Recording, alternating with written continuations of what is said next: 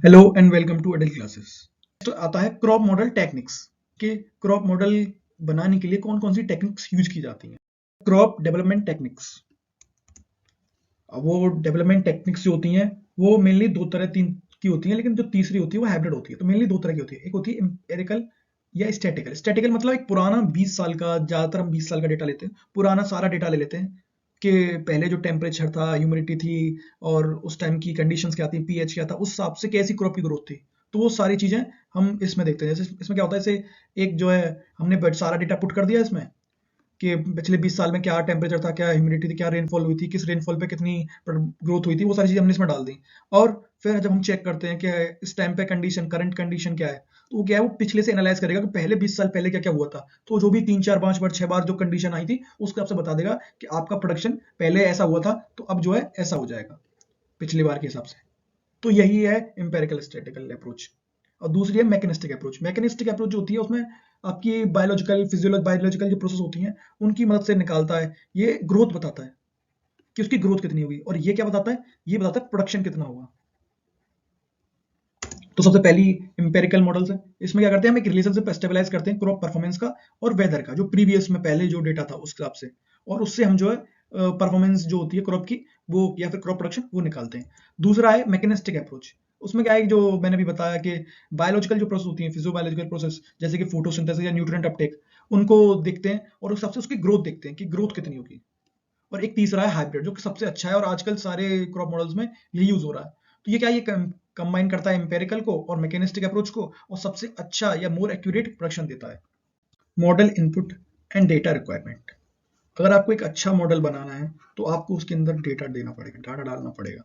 और जैसे कि आपने नाम सुना होगा चैट जीपीटी का, या फिर बहुत सारे एआई आजकल आ रहे हैं, वो आप कुछ भी पूछो वो क्यों बता देते हैं, क्योंकि उसको पहले इनपुट दिया गया है, पहले डेटा दिया गया है। तो अगर आपको मॉडल अच्छा बनाना है तो उसमें एक अच्छे अच्छे और एक्यूरेट डेटा देना पड़ेगा। उस सबसे वो प्रेडिक्ट कर पाएगा कि क्या कंडीशन पर क्या ही प्रोडक्शन निकलेगा।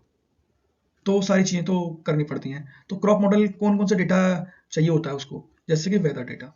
अब वेदर डेटा में क्या क्या आता है, वेदर डेटा में temperature, wind speed, humidity, precipitation और बहुत सारी चीजें आती हैं। सॉइल डेटा में जैसे कि पीएच, टेक्सचर, और भी आ गया टाइप्स ऑफ सॉइल, कौन कौन सी सॉइल है, और उसका कहते हैं वाटर होल्डिंग कैपेसिटी क्या है और फील्ड कैपेसिटी क्या है, वो सारी चीजें इसमें आ जाती हैं।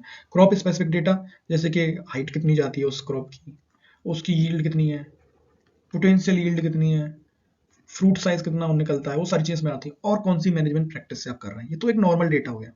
एक हाई क्वालिटी डेटा लेते हैं।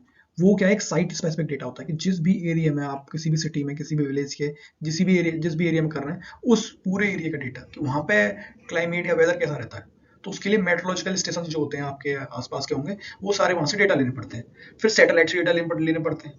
फिर सॉइल सर्वे करना होता है वहाँ पे, तो उस एरिया का सॉइल सर्वे करके कि हाँ इस पे ये कंडीशंस है। और फील्ड ट्रायल्स, जहाँ पे जिस फील्ड का आप ले रहे हैं उसका फील्ड ट्रायल, ये सारे एक्यूरेट मॉडल बनाने के लिए बहुत जरूरी है। और तभी वो जो है अच्छा प्रोडक्शन दे पाएंगे। अब क्या होगा कि आपने जो है डेटा पुट किया और वो उसने प्रोडक्शन दिया, लेकिन अब ये जो प्रोडक्शन है ये सही है कि नहीं, उसको हमें वैलिडेट करना पड़ता है। अब ये तो हो गया कैलिब्रेशन कि हाँ आपने दिया, उसने प्रोडक्ट कर दिया, लेकिन उसको वैलिडेट करना पड़ता है। और वैलिडेट कैसे होगा, कि जो भी आपने डेटा लिया था, जिस भी क्रॉप का लिया था, किसी भी एक फार्मर का, तो उस फार्मर का देखना पड़ेगा कि उसकी ग्रोथ कितनी हुई, उसका क्रॉप प्रोडक्शन कितना हुआ। अगर वो उससे मैच करता है प्रोडक्शन से तो अच्छी बात है। अगर नहीं करता है तो हम उसमें उसमें जो मॉडल है उसमें फिर चेंजेस करने पड़ते हैं, और फिर चेंजेस करके फिर दोबारा वैल्यू चेक करनी पड़ती है, दोबारा करना पड़ता है, और फिर चेंजेस होते हैं, और ऐसे बहुत बार चलता रहता है, और तब जाके एक अच्छा मॉडल तैयार होता है। Model output and applications. तो आपने क्या एक मॉडल तैयार किया, अब वो तैयार कर लिया, आपने इनपुट दे दिया, लेकिन वो आउटपुट क्या क्या देगा आपको। जैसे कि सबसे पहला आउटपुट देता है ग्रोथ कर्व। अब ग्रोथ कर्व क्या होता है, जैसे कि ये टेम्परेचर है और ये ग्रोथ है।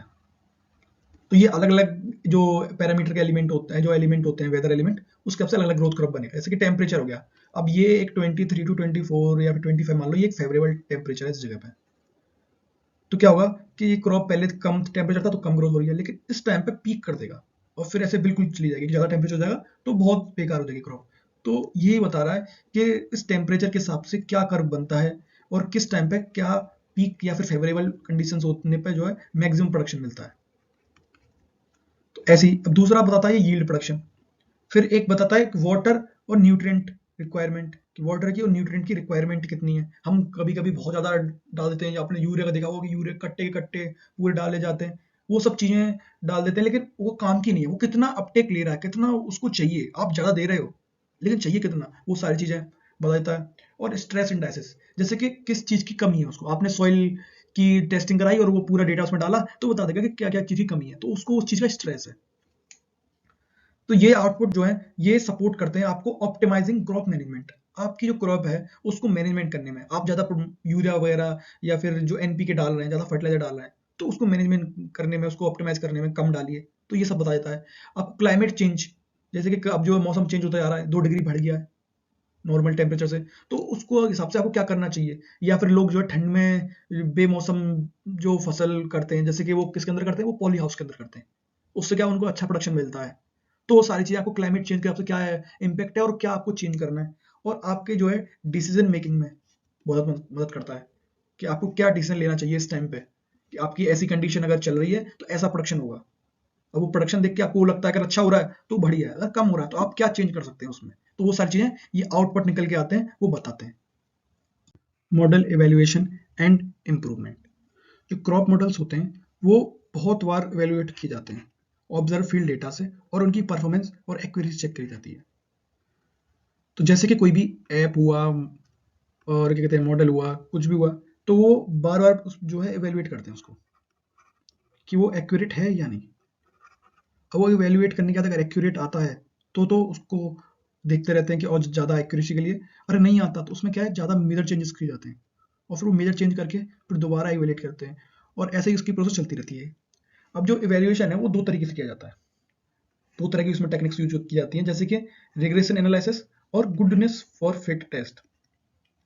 अब ये क्या है, ये कैसे की जाती है। अब रिग्रेशन ऑफ एनालिसिस क्या है, ये एक रिलेशनशिप को मीजर करता है या ऑब्जर्व करता है 2 वेरिएबल्स के बीच में, जैसे कि हो गई यहाँ पर वेदर पैरामीटर्स और क्रॉप प्रोडक्शन, इनके बीच में जो भी पैरामीटर के बीच में जो भी रिलेशनशिप है उसको चेक करता है और उसके हिसाब से एक अपना एनालिसिस बताता है। और दूसरा है गुडनेस ऑफ फिट, इसके अंदर क्या होता है, गुडनेस ऑफ फिट के अंदर ये देखा जाता है कि जो डेटा हमने जो है ऑब्जर्व किया है वो एप्लीकेबल है या नहीं रियल टाइम में, और जो एक्सपेक्टेड डेटा जो हमने लिया है वो मॉडल के हिसाब से काम कर रहा है या नहीं। अगर नहीं करता है तो हमें उसमें चेंजेस करना जरूरी है। तो ये सारी चीजें इसमें बताता है। अब ये हमने एवेल्युएट तो कर दिया, लेकिन फीडबैक कहाँ से आता है, तो हमें जो इसका फीडबैक आता है फील्ड ऑब्जर्वेशन से, कि आपने मॉडल रन किया, अब उससे प्रेडिक्शन किया, प्रेडिक्शन से जो है फील्ड डेटा देखा, अगर मैच करता है तो बहुत अच्छी बात है, अगर नहीं है तो फिर उसमें हमें कंटिन्यूस मॉडल में इंप्रूवमेंट करना जरूरी है उसकी इफेक्टिवनेस को बढ़ाने के लिए।